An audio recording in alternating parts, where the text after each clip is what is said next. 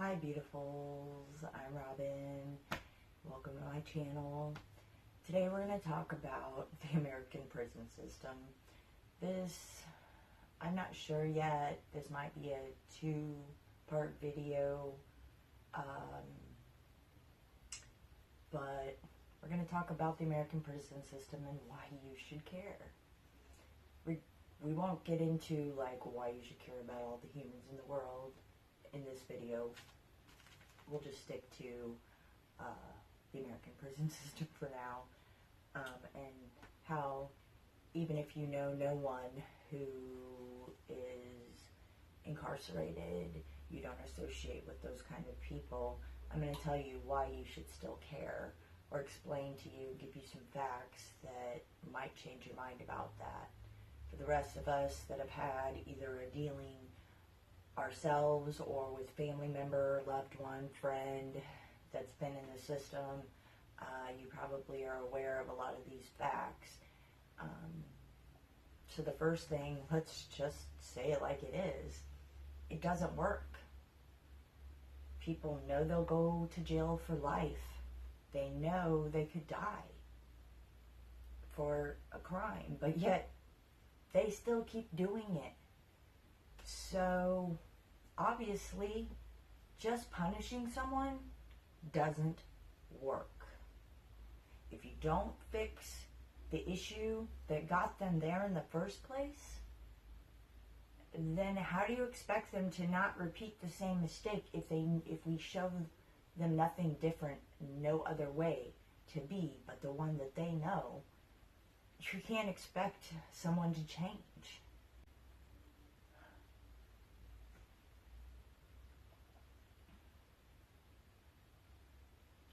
In 2014, there were 2.2 million Americans incarcerated, 10 times higher than 50 years ago. Yes, our population has grown. That is going to account for some of it. But by far, I promise you, that's not just it.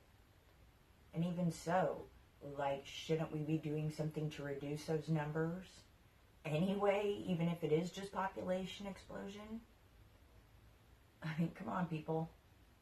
These are people that are getting out and living in our society with us, and we're setting them up for failure. There was a study by the NYU School of Law that said there was a zero effect on the crime rate from punishment through prisons. Zero effect, people. Let's keep doing the same thing we've been doing and expect different results? No.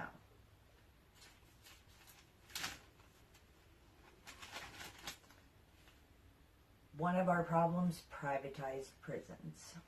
Okay? These are prisons that are for profit. They are usually contracted through the government.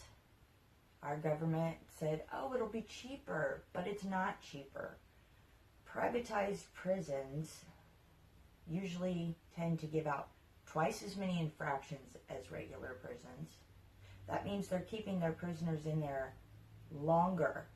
Do you know that some of these contracts have incarceration clauses that the state is required to keep a certain percentage of that prison full, and if they don't meet that requirement, the state has to pay that prison a fine, basically. One state paid a $3 million fine because they didn't keep a 97% full rate in the prison. Does that seem right to you guys? It seems counterproductive for our citizens, for our neighbors. You cannot, to me personally, I feel like it's human trafficking. You're making money on human lives. Basically, that's what it comes down to. You're using a human being as a commodity. Do you get how wrong that is? So in the case of a privatized prison, their purpose is not punishment. It is not anything but making money. A business is there to make money. And we've said it's okay, our government said it's okay to make money from these people's lives. Think about this. Some crazy scenario that you end up in trouble. And now you're stuck in this system. Can't get out. Somebody is making money on you being there. Privatized prisons will also reject prisoners that cost more, that have more health problems, mental illness. They'll keep them out and only get in cheaper prisoners that won't cost them as much money to house and care for. So how is that saving us any money? Oh, it's not. To me, this is an atrocity on the American citizen, all of us. Plenty of studies have shown that solitary confinement has devastating and sometimes permanent effects on prisoners' mental health.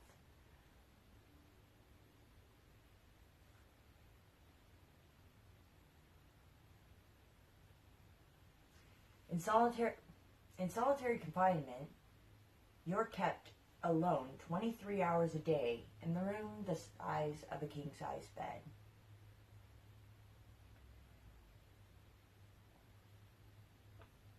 Solitary confinement was started in the 1800s by Quakers who thought that people would use this time to reflect and study the Bible.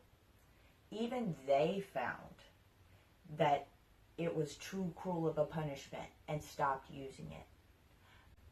Our own Supreme Court ruled, sorry, I'm going to read this one, at the time, declared prisoners subject to solitary confinement became violently insane and others committed suicide, and they stopped using it. For a century, we didn't use solitary confinement. And then a few decades back, someone thought, hey, that's a good idea, let's bring it back. Let's ensure that everyone that goes into prison,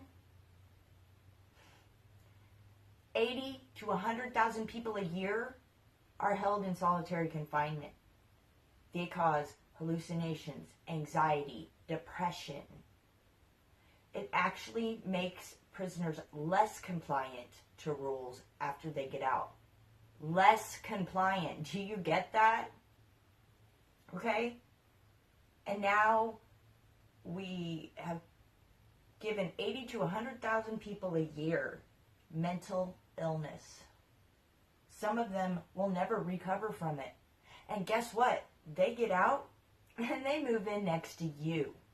The person that doesn't care because they don't know anybody in prison. They don't associate with those kind of people. Well, I'm here to tell you that you should care.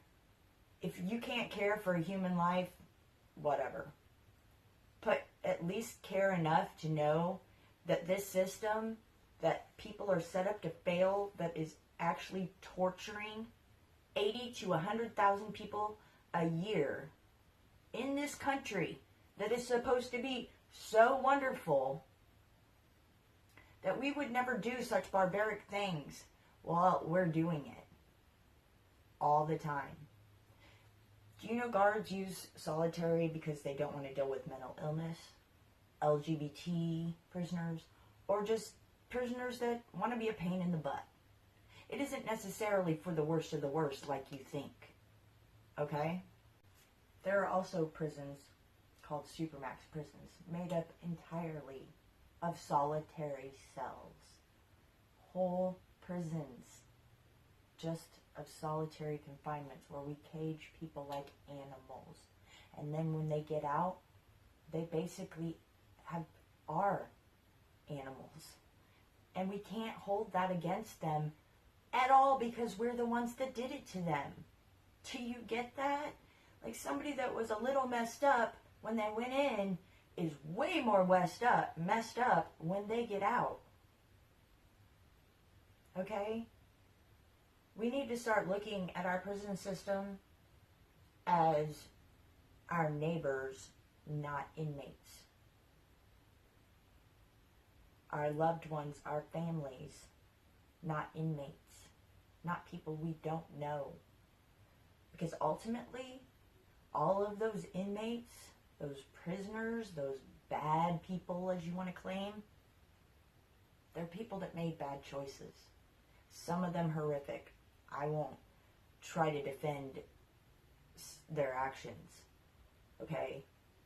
But what I can defend is that we're all human beings. We've all made mistakes. I would dare say that there is probably not very many of you that haven't ever sped while you're driving down the road. Okay, that's a crime. Yeah, it's not a jail crime, but it's still a crime. We're all guilty on some level. Maybe we didn't get caught, but it's time you start seeing, if you can't see yourself in them, at least see the purpose of the fact that these are your fellow neighbors. These are your fellow citizens. Okay? Maybe they don't live in your neighborhood, but they go to your gas station. They maybe shop at your Walmart.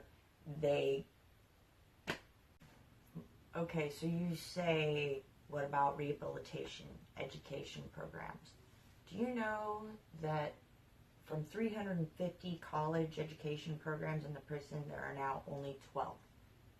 And the waiting list is, for one of the biggest ones, is over 10,000 people long.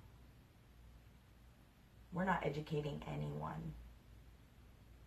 So we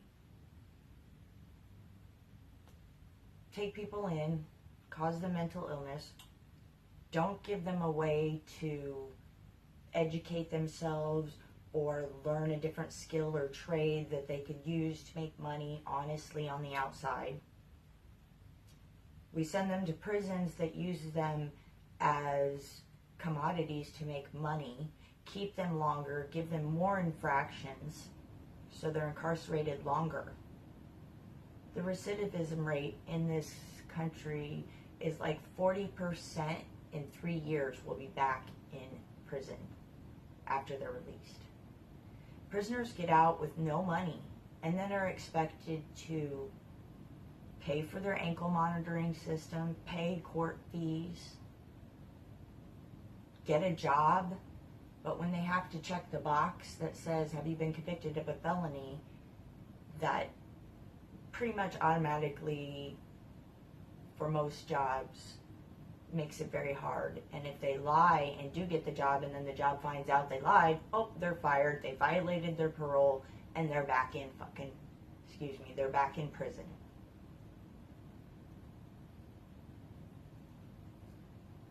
Okay? Not to mention they have to find a place to live. Well, let's see. Again, on a rental application, got to check the box. Have you been convicted of a felony? Okay? So we're setting them up for failure. We're mentally abusing them while they're there, torturing them. Okay? Think about, for 100 centuries, we thought that it was inhumane to put them in solitary. We know the effects, and yet we still do it. And we're producing how many of these people getting out every year that now have a mental illness much more severe, or a mental illness they didn't have before, now they have one.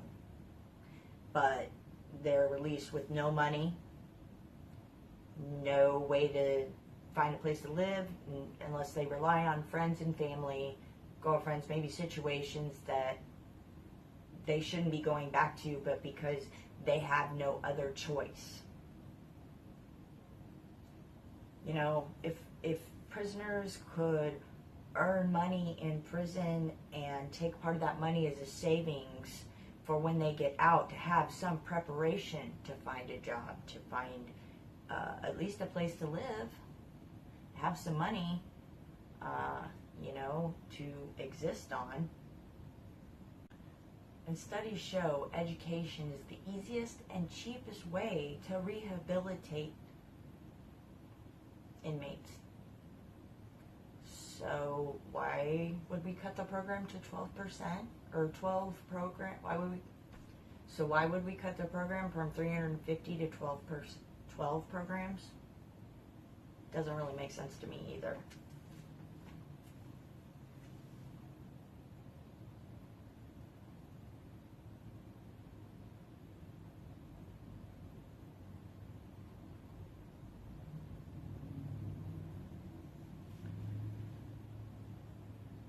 So I know it's a lot of doom and gloom, a lot of negative, it's a harsh reality, right? So what are you supposed to do about it? Well, there are things we can do. Contact your state representative, contact your state senate, write letters. If we can write enough letters in to stop a TV show from getting off the air, then we can certainly email enough people. There's power in numbers. That's the thing I think all of us forget, is we may be not as strong alone, but when we band together, they will listen to us. They will change things. The power is in our hands, honestly, to make a change. It's just a matter of opening your email, Googling who your state representative is, Googling who your Senate is, and emailing, copy, paste, bam, you've just emailed a bunch of people. We all can make a change, okay? We can cut people a break. We're not asking to give undeserving people something they don't deserve, but nobody deserves to be tortured in a way that period. Nobody deserves to be tortured, and that's what solitary confinement is. Nobody deserves to go in somewhere for punishment and be punished to the point of mental illness. Okay? So help me make a change. Okay? We can make a difference. We can change the world together. Now you know why you should care about America's prison system. At the least, they could be your neighbor. They could, here, let me give you this scenario. There's a prisoner, he gets out. He doesn't get any education or rehabilitation, and he's been mentally ill now because he has been kept in solitary confinement and given no other way to make money or support himself. Nobody will give him a place to live. Nobody will hire him. So he commits some more crimes, and your child is at the gas station that he robs. Now your child is in danger. Now you're affected by this personally, okay? Do you see how easily it will affect you? Okay? But the same person, we rehabilitated him in prison. We gave him an education. We gave him counseling for mental illness. We treated him like a human being, maybe for the first time in his life. We gave him skills, and when he got out, we got him a program, and he got a job, and he had a place to live, and he never committed another crime. And he was productive, and he gave to society in a positive way. And your child never was in that gas station robbery.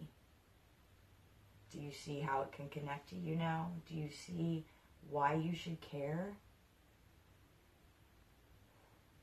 If you wouldn't even treat your dog like that, if you wouldn't lock your dog in a small cage for 23 hours a day, then why the hell would you lock a person in a cage for 23 hours a day. These are things we all need to think about. Sorry for being such a downer today, guys. It's just something that's very important to me.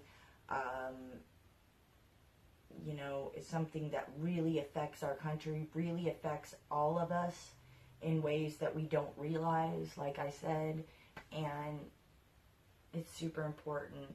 I hope you guys enjoyed this video. If you wouldn't mind, give me a thumbs up, subscribe if you're a new subscriber, and don't forget to hit the notification bell. I hope you guys have a blessed day. Love you. Bye.